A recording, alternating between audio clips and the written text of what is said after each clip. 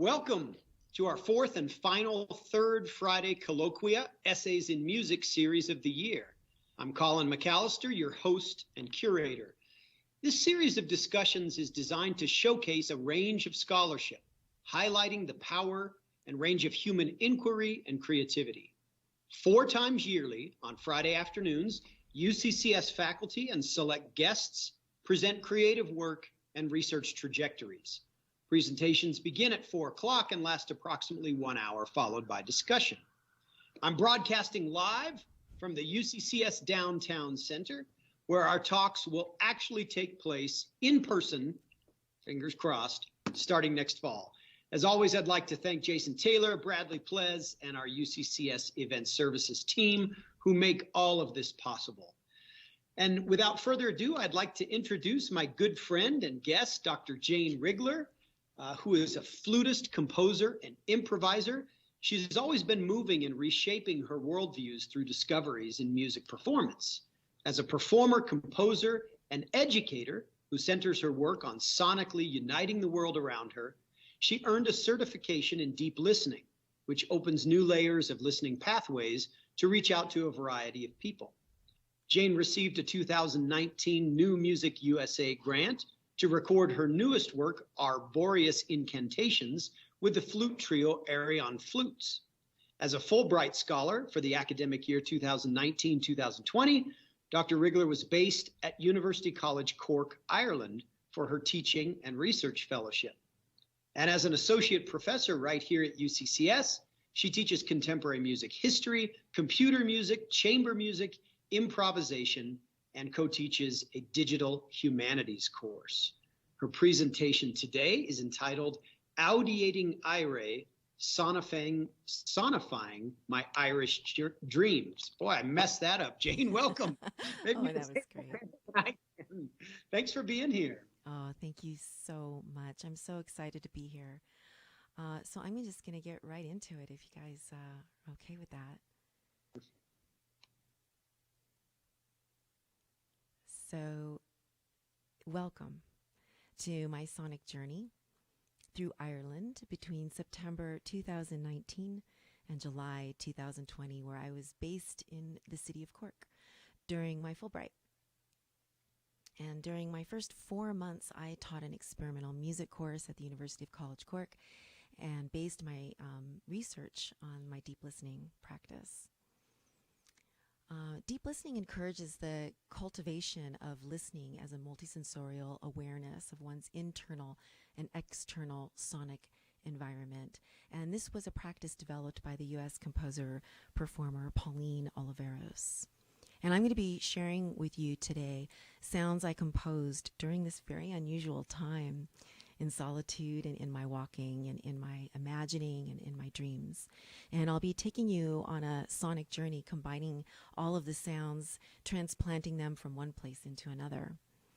And so I invite you to please listen with headphones, or if you can, hook up your computer to some decent speakers. Because I'm here at UCCS trying to give you the best audio I can with with these systems that we're using, So let's try it out. Actually, the next slide is actually some sounds that I created using a reverberation of my Cork apartment stairwell. So I collected what's called the impulse response, or IR. It's the acoustic characteristics of a location that can be used as reverberation in an audio software program. So the various sounds that I recorded, both indoors and outdoors, were then placed into my digital audio workstation and into the reverberant space of my apartment stairwell in Cork.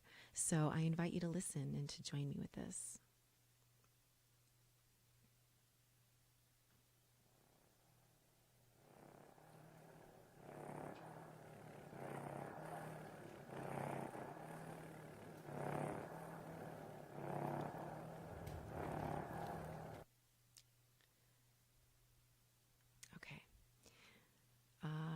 It seems like you're not seeing my screen.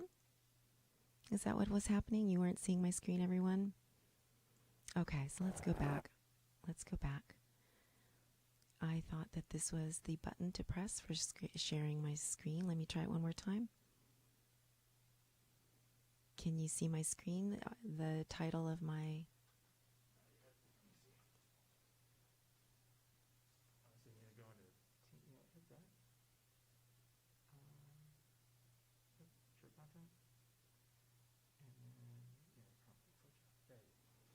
All right, everyone. Sorry about that. That's great. We heard some wonderful sounds, and now we'll look forward to seeing the screen as well. Okay, so you did hear it. You started to hear stuff, right? Yes, I did. Okay, so here we go. Let's try this one more time.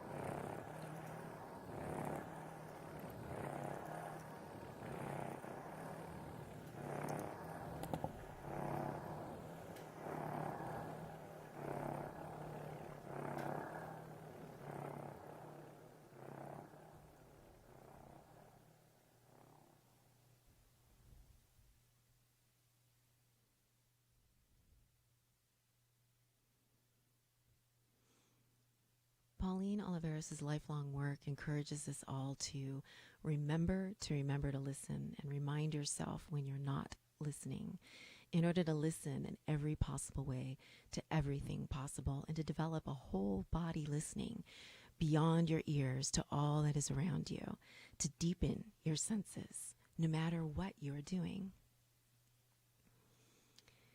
In the title of my presentation today, the word audiating appears. And if you are wondering what that word means, I need to explain what oralization means. The architect Mendel Kleiner coined the term to refer to the characterization of the sounds of acoustic simulations of rooms and buildings.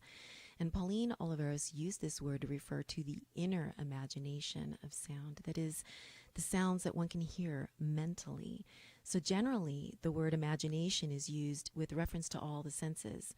An image, of course, is a visual term, so there's this cognitive dissonance when using the word imagination to refer to hearing, right?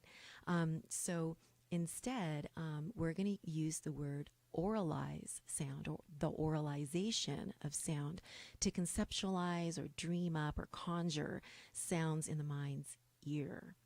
To audiate means to sound out, to vocalize, or to bring forth outwardly the sounds that one oralizes in the mind. And as my time in Ireland began to unfold, the sounds oralizing in my mind's ear began to audiate outwardly in surprising and multisensorial ways. In fact, because the COVID restrictions thwarted my research and creative activities, I began to fall on my feet. And walking became my source of investigation and connected and transformed all of my sonic research. Back in 2016, Pauline Oliveros introduced me to the composer-performer John Godfrey and his partner, composer and sound artist Karen Power. John teaches experimental music in the music department at the University College Cork.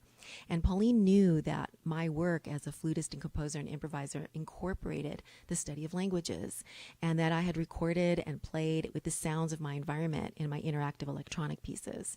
And Pauline loved connecting people, and she intuitively knew that we'd all get along really well as people and as collaborative musicians. And so I began to try to figure out how I could do my research in Ireland. And I had always been dreaming of getting a Fulbright and traveling around the world. And I had been to many, many places around the world already, but I really wanted to go to Ireland, and that was a long time dream. And so I started to write a proposal. And in 2019, my dream came true.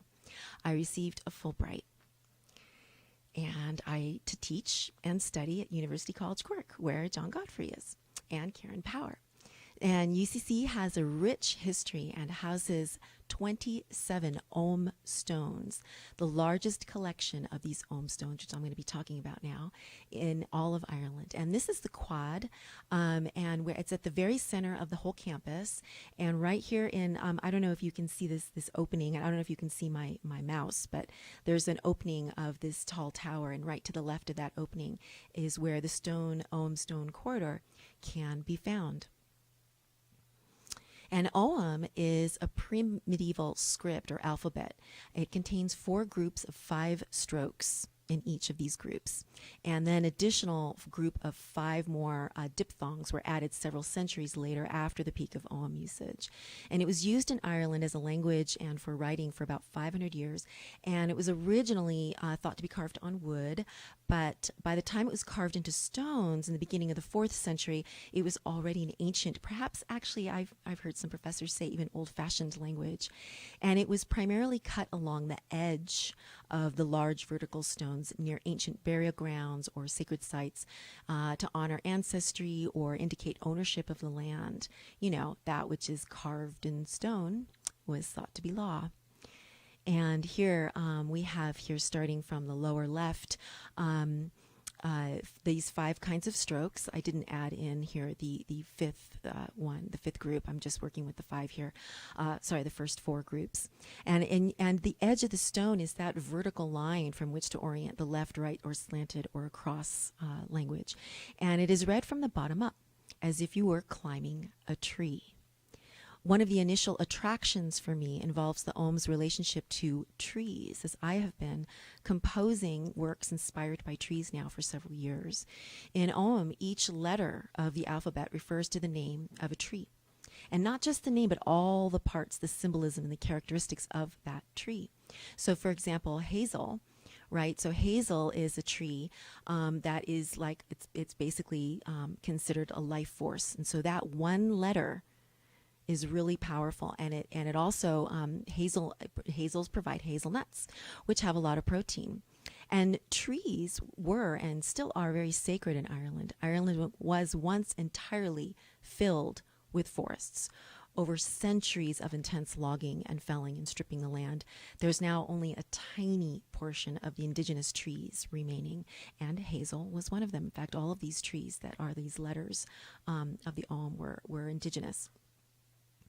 So churches were often built near sacred trees, and so there's this really close relationship and kinship between the locations of churches and sacred trees. Another really interesting area of interest for me is that Ogham letters are not just the names of trees or letters, they also refer to the colors that are associated to the trees. And another compelling fact is that Ogham is thought to have been musical notation for the harp. The harp accompanied the bards and the storytellers who were vital contributors to the society and the establishments of laws, land boundaries, and ancestral testimonies. And there are some scholars who say that this alphabet is also related to numbers and secret codes. And as I was reading, there is a scholar, R.A.S. McAllister, you would know, who was one of the first scholars, yay, to really write extensively and travel all throughout Ireland and write lots of things about the language. And there's so much we don't know, even with all this extensive study. And I loved this quote, "O is another word for ear in Irish." And I thought so much about language and the body, right, and all the relationship between the body. And I'm really just going to kind of go over this very quickly. Another word, another letter is S, and this means willow. And this willow here that you see here is right on the edge of the campus. And willow refers to fertility in life and also the harp. We're going to come back to the harp a lot later. The willow holds secrets, and when cut down and made into a harp, reveals these secrets through its sound. So back to the corridor. The letters and meanings of these particular stones that are bound and held in the corridor of the UCC quad have been determined to indicate ownership or the names of important people, perhaps those who owned the land upon which these stones were erected. And so during the first 5 months at UCC, I audited a few classes to study the history and a bit of the Irish modern language called Gaeilge. And I also attended Shanos, that's old style singing classes, to learn how to sing a cappella, this very old a cappella unaccompanied vocal style, and in Gaeilge and in English. And all of this connected to my readings of Ogham and the history and the stories and the people and their relationship to the land. And I found out that there's this possibility that each letter could also be a vibration, right? Like a sound. And perhaps the way a tree sounds when the wind blows through it. Everyone is different. Every tree is different sound, right? And each of these letters is a mystery and possibly contain within it many meanings and usages. And I realized after a few months of studying that it would take me a lifetime to authentically learn this language and understand the history and the usage, which is still so uncertain even by those who spend their lives studying Ogham. And I realized I needed to get out. I needed to see the land. I needed to experience the feeling of the wind and the rain in my face. And I needed to walk the mossy land and experience and explore the places where these stones lived for centuries. And I needed to sing my songs outside of the academic corridors and discover what Ireland was all about. I mean, imagine what it must have sounded like, all of Ireland as a thick forest, right? And so I began to record the sounds all around me, as well as the harp. I knew a lot of musicians in the area, so I recorded harpists, and I remembered my assignments that I gave back at UCCS, right? I would give assignments to students to compose short etudes. Etudes are studies, short pieces that usually revolve around like a specific idea or technique. And I try to always encourage my students to get out of their comfort zone and try something new. And so I decided to give myself the same challenge, to compose short etudes, short studies using my harp recordings and that I had collected. And so I wanted to capture the various features of the harp and the wood and the string and how they interact with each other and the combinations, and to explore how I might capture some of the feelings and the gestures and the textures and fluidity and the unrestrained sensations of the environment. And I began to travel.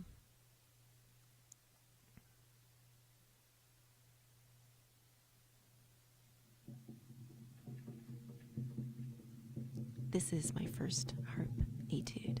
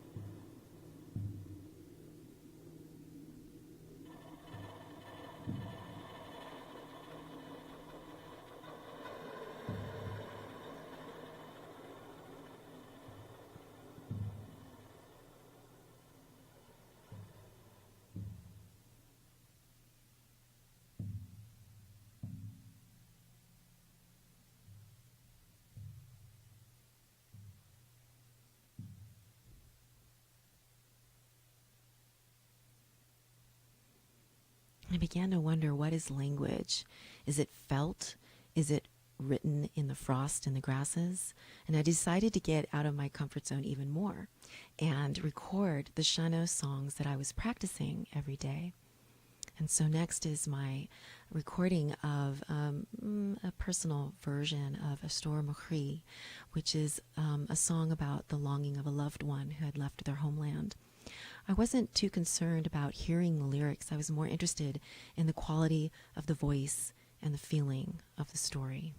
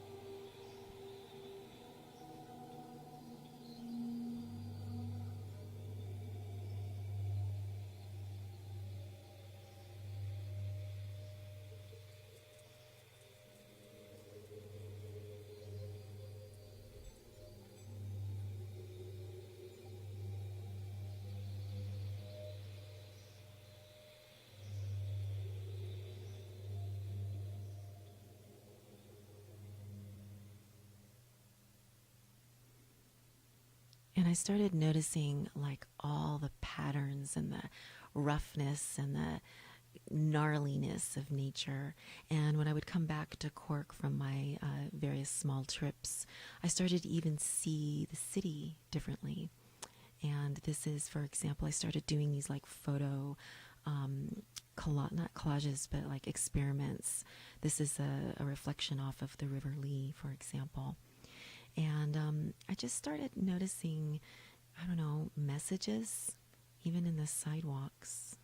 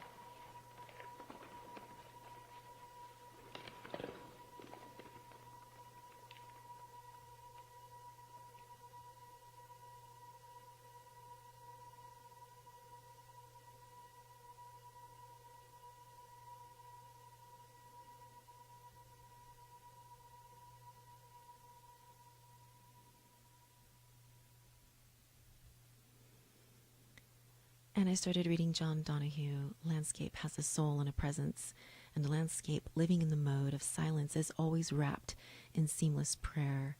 I wanted to create pieces that were just about the space.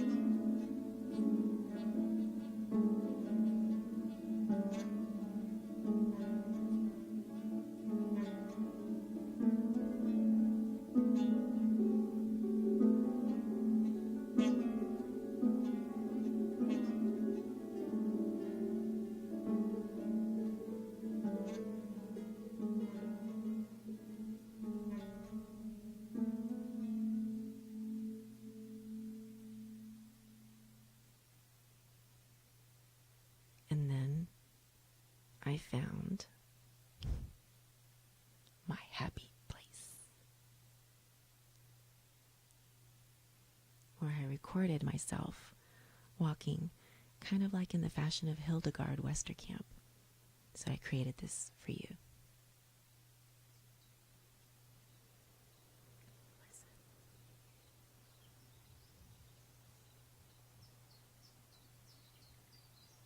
I'm in Three Castle Head in the Mizen Peninsula, West County Cork. There's a lake and green, rocky mountainscapes all around. A lot of sky with thunder in the distance. Seagulls in the distance, lily pods in the middle of the lake, white little gentle white lilies blooming, gentle flowers, grasses, and this ancient castle I'm looking up at, one of the towers of gray sleet type rocks and mossy flowers of pink with some gentle pink growing flowers between the slats, kind of like a pink purple.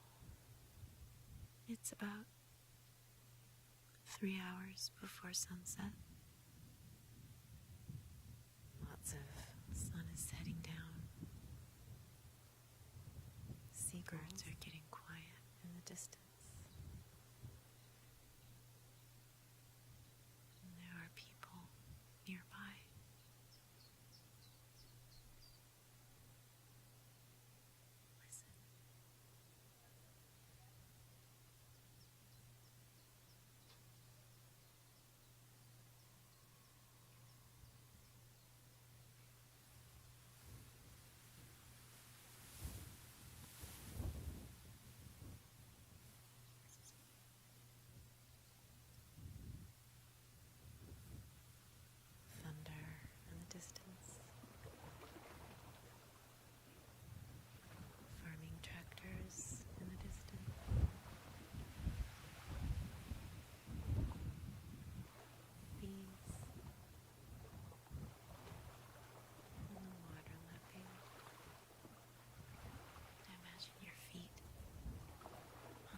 grass blooms.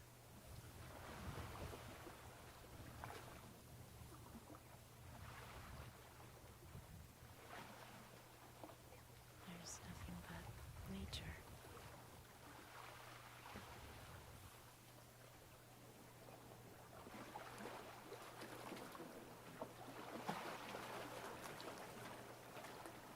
Imagine the wind on your face.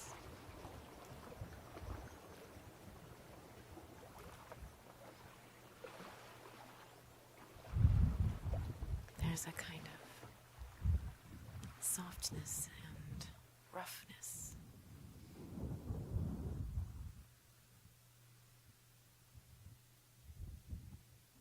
There's both gentleness and tenderness and hardiness.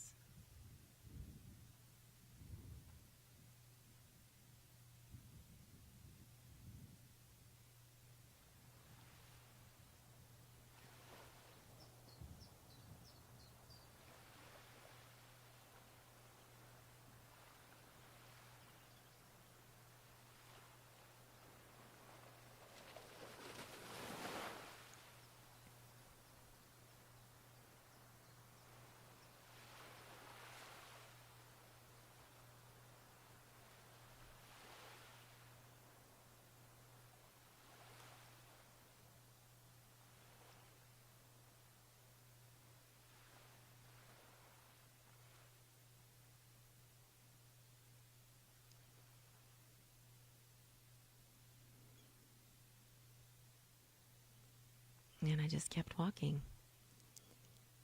And together with John Godfrey and Karen Power, we found the Ballycrovain Ogham Stone standing in the wild, overlooking Kenmare Bay, the tallest 5.3 meter Ogham stone in all of Europe. And according to our scholar McAllister, the meaning on this stone is the son of Éire, descendant of Touraine. The monolith is thought to be a Bronze Age standing stone with the Ogham added at a later date. It was quite amazing to witness this.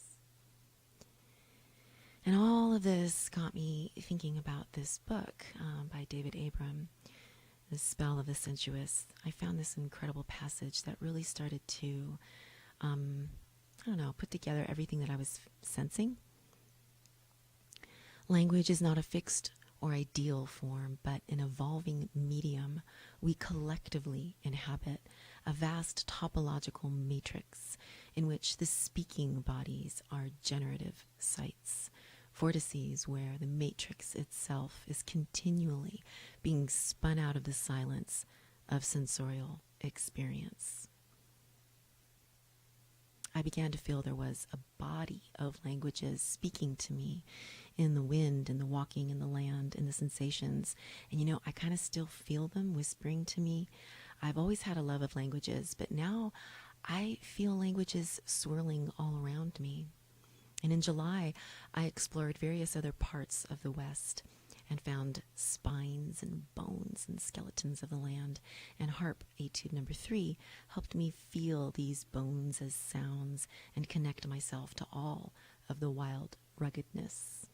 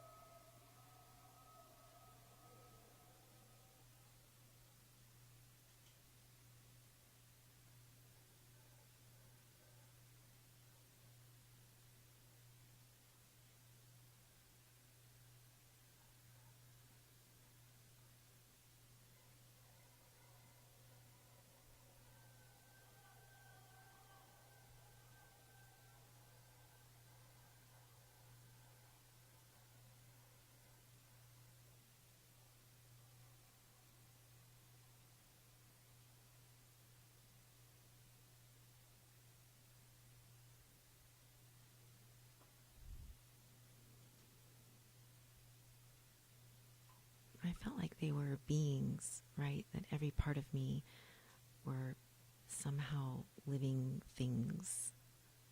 And I also felt that everywhere I walked was some kind of sacred burial ground.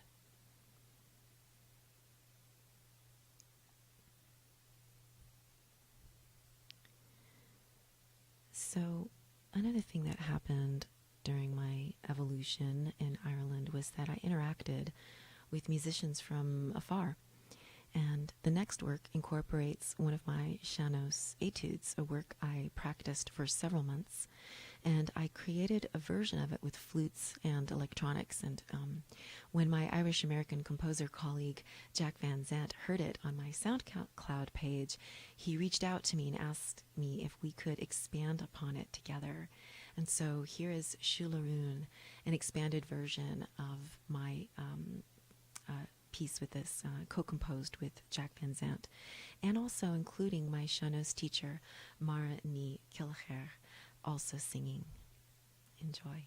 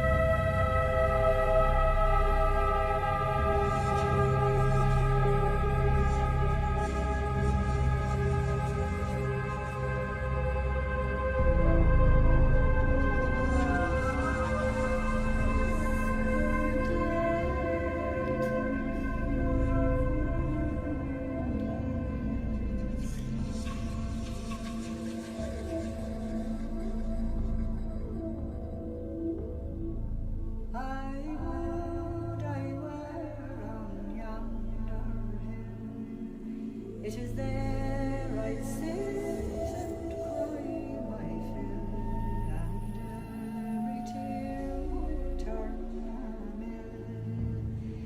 Iskudeto mornings long, shul, shul, shul, arun, shul, go sucker, shul, go kyun, shul, go daras, all seliglum, iskudeto mornings long. I'll sell my rock, I'll sell my wheel, I'll sell my only spinning wheel to buy my love a coat of steel.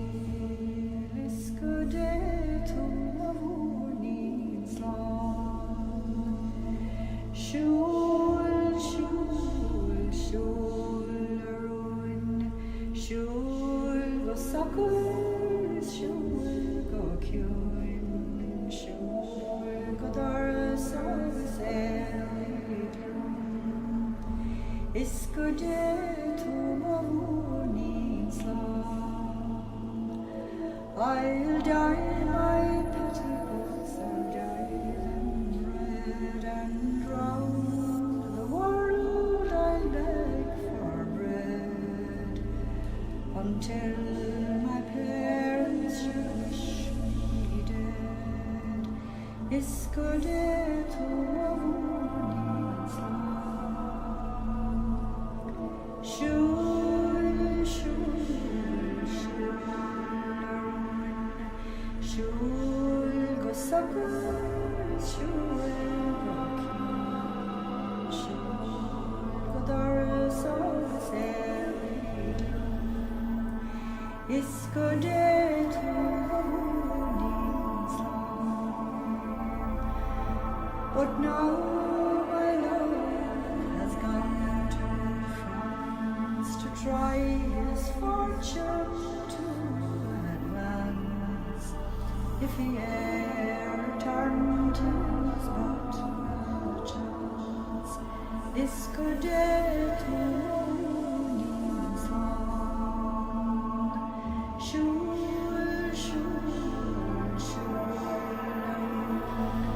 shul, go suckers, shul, go kyun, shul, go daras, all seliglum, iskudeto mornings long, iskudeto mornings long, iskudeto mornings long.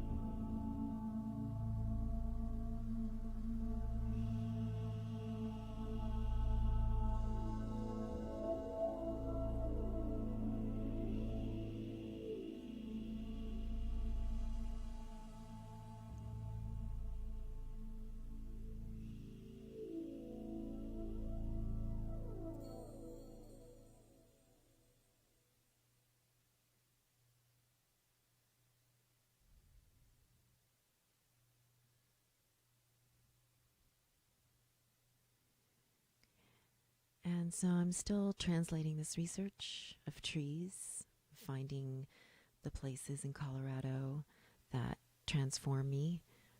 And it's still an ongoing evolution, I think. I feel like I'm just constantly shape-shifting, especially around what I hear and listen to and how I audiate that. And I've got more collaborations going on, continued with Jack Van Zandt, and a new collaboration with Scott L. Miller, and a project about indigenous endangered languages with Hale Abgari, Andres Carrizo, Colin McAllister, and Zoque poet Miquea Sanchez, as well as other poets. I continue to work with John Godfrey and Karen Power, where this is a photograph of us performing live from afar. We're going to be doing a long-distance album this summer. And on May 2nd, I have a premiere of a part one of reassembled and embodied flute music by Women in Parallel Empires with a wonderful colleague, flutist and composer Tessa Brinkman, and now with the collaboration of a UCCS student in video, Clay Bowen, helping us with some of the audio work. And I just want to thank you all for being here with me today, and I look forward to any questions you might have. Hopefully I can answer them. And I want to just give some shout-outs, of course, to the Fulbright Foreign Scholarship Board, John Godfrey, Karen Power, Jack Van Zandt, Adrian and David Bray, Rosie Lalore, Mick Oshia, Michelle Callahan, Nuala Kennedy, Susan Gainey, and so many others who shared their brilliance and their warmth and their wisdom with me. And I have about 2 slides here of bibliographies. It's a lot of stuff. It's not even everything, but I thought maybe I'd share some of this, and I'm happy to share any of this work with you. And that's pretty much it. Thank you. Wow, wonderful, Jane. Thank you so much. What a beautiful presentation you gave us. And we do have a lot of great comments that have come in. I certainly want to thank everyone who's contributed to our discussion. Thanks for being here, Sue and Janet and Tom and Tessa and Glenn and Ann and Connor. Lots of different folks here. Wow. Tessa says, I love your etudes so much. Aww. And Glenn writes, all of your music is so beautiful, Jane. I love the easy, slow pace of the piece with Jack. Anne writes that she heard Éire, ancient Ireland in that last piece. Connor Borgle, one of our students, says, I've typed and deleted 10 different ways of saying this is awesome. So yeah, lots of thank you all for listening in. You know, I definitely, and please do, by the way, if you have any questions, put them in the chat. I'm monitoring the chat and we'll get those to you. I definitely want to talk about aesthetics, but before that, I wonder if I could just ask a kind of geeky, technical sort of question. I mean, the sound was phenomenal, by the way. Even here, listening through my little Bluetooth speakers, it sounds great. So you and Jason really hit a home run with the way you did that. Thanks, but Jason. The pieces themselves, like, you know, in that last piece, let's say, you know, in your presentation, you talk and make it sound so idyllic. You're walking and you're doing these things, but we know there's a lot going on in putting together a piece like that, right? Like that last piece. Could you just talk for those people who are interested in what kinds of software you use and that kind of, like, how do you put a piece like that together? What goes into that? I mean, there's a lot happening there.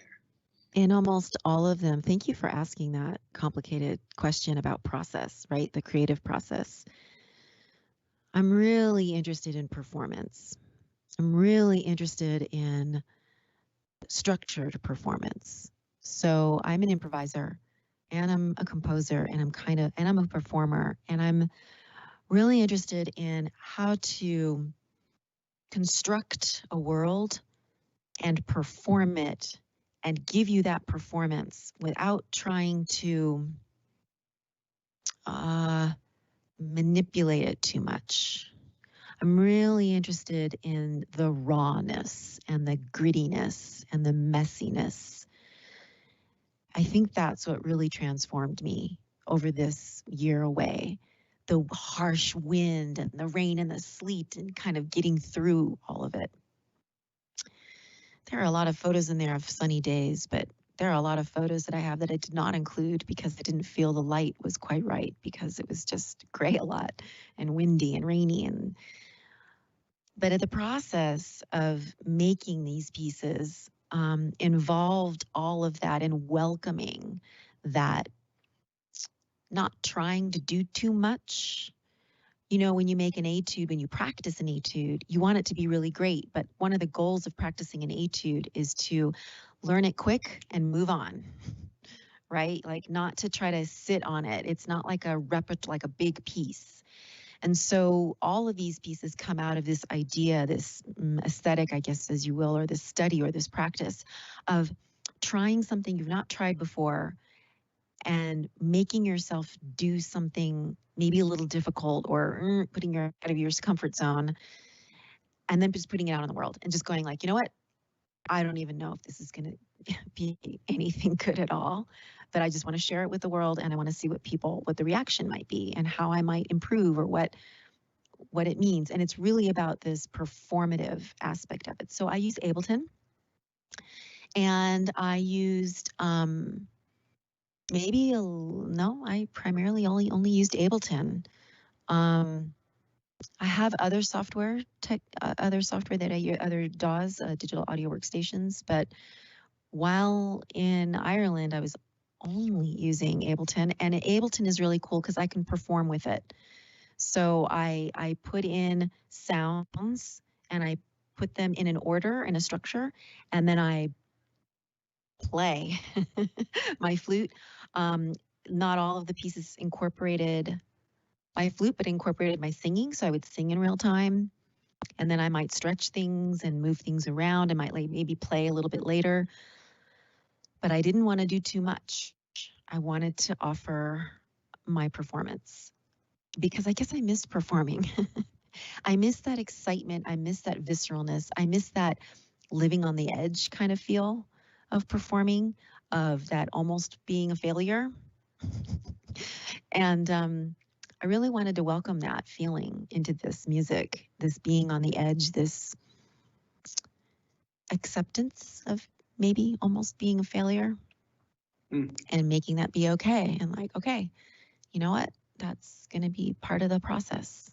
Maybe it's going to not be very good, but you know what? I think that's going to be okay. I'm going to accept it.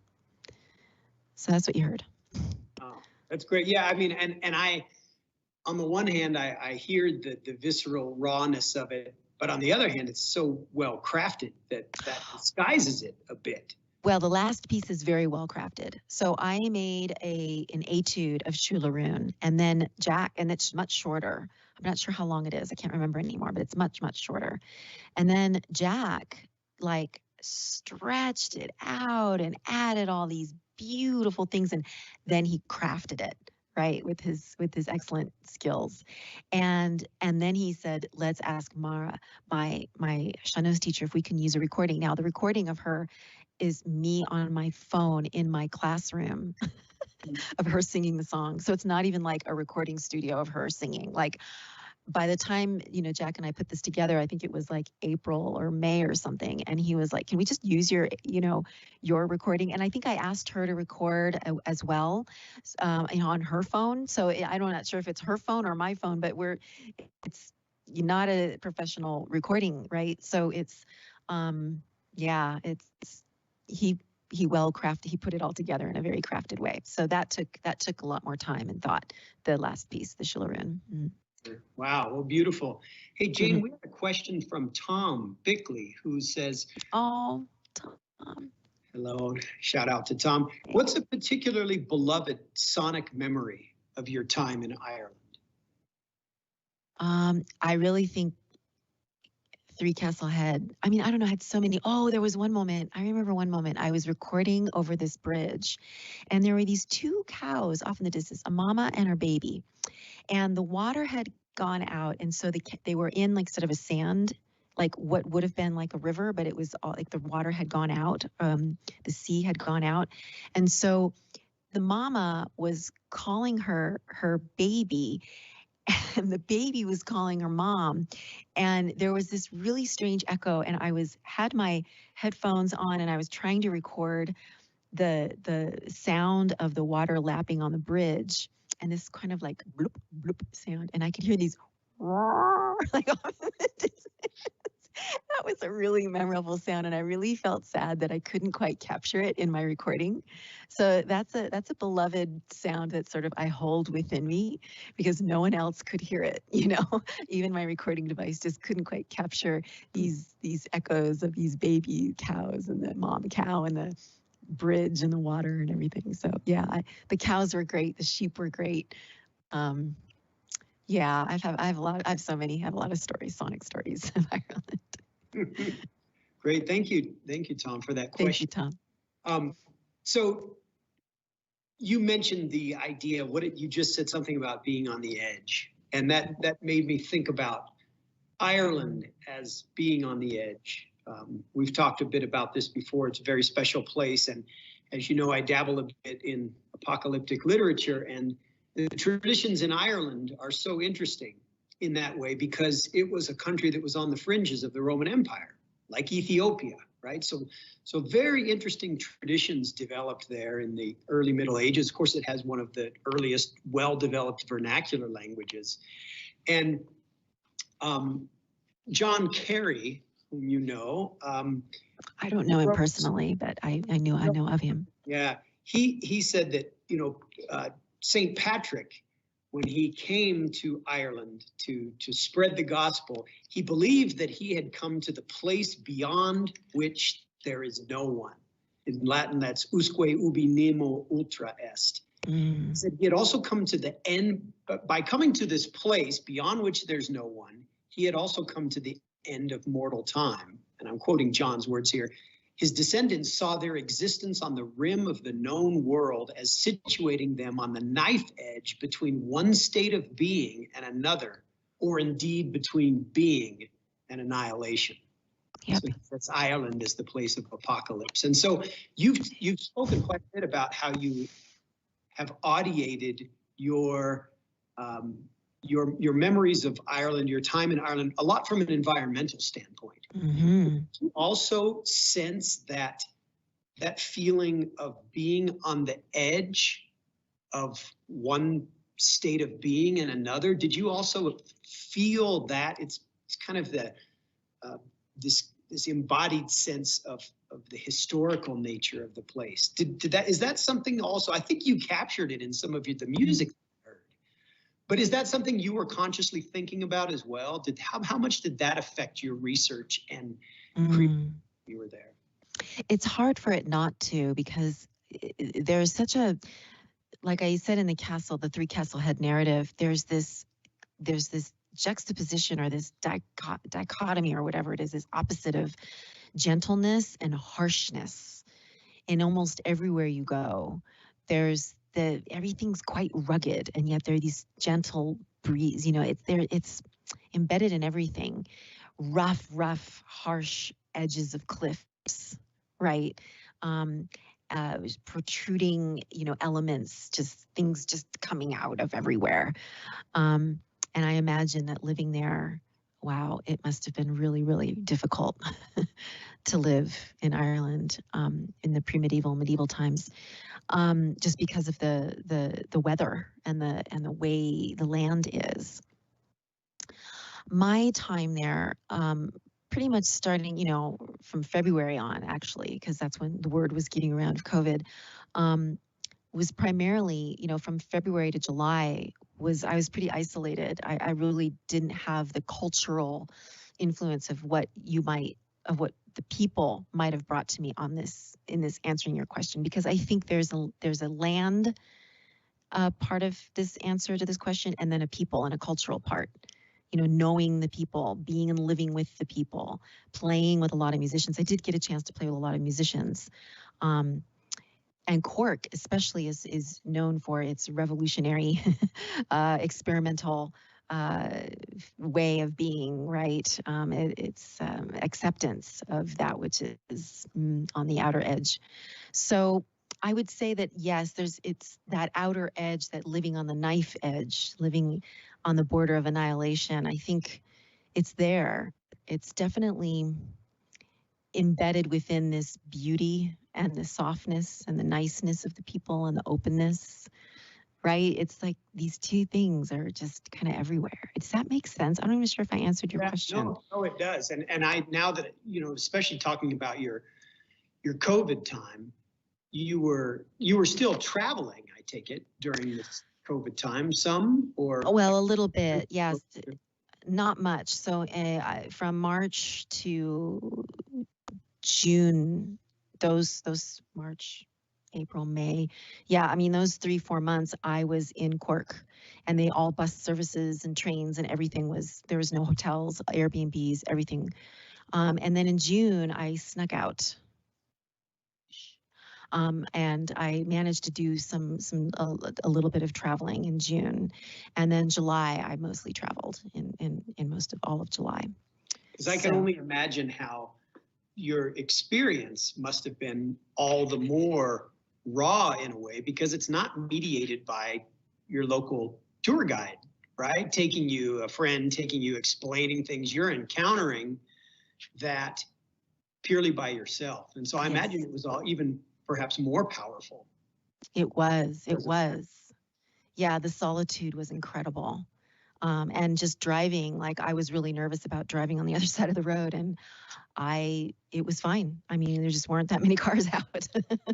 And I was able to really explore and drive and get myself out there into the very, very edges, the very end of the peninsulas, of each of these peninsulas. It was really extraordinary. Yeah. Wow, it sounds great. I think we're all going to be having Irish dreams now after the talk. Well, I think we've kind of gotten to about the end of our time, and so I certainly want to thank everybody who's tuned in here and for your wonderful comments and questions. And Jane, thank you for being here, and I'm really looking forward to our Endangered Languages project coming up and seeing how some of this work turns out there. And so thanks again, Jason Taylor, Event Services. Thank you to our downtown location here. And Jane, thanks again. And everybody have just a wonderful afternoon and a wonderful weekend. And we'll see you all soon. Thank you. Thank you so much, Colin. Thank you, everyone. Thanks, Jane. Take care, buddy. Bye-bye. Bye.